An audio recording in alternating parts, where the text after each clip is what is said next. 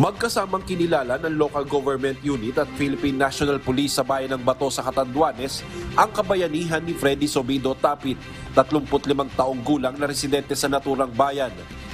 Siya ang lalaki nagligtas ng isang bata na muntik ng masagasaan habang tumatawid sa gitna ng kalsada noong October 9 sa Barangay San Andres, Bato, Catanduanes.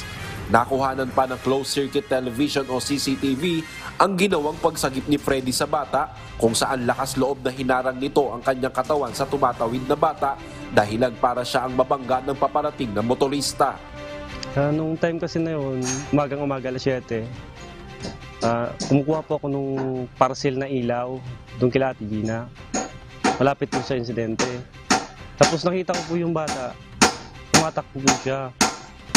Tapos sabi ko, masasagasaan yung bata. Kaya hindi na ako nag-atubili na abulin yung bata para iligtas, gano'n. Hindi ko na inisip yung sarili ko na baka ako rin naman yung mabangga.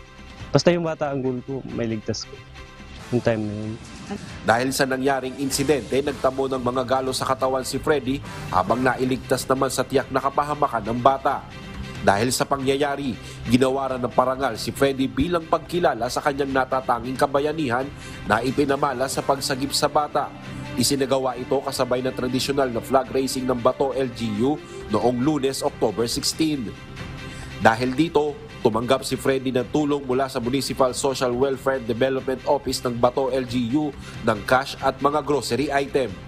Kinilala rin ng Philippine National Police ang kabayanihan ni Freddy dahil sa katapangan nito at hindi na inisip ang sariling kapakanan alang-alang sa kapwa.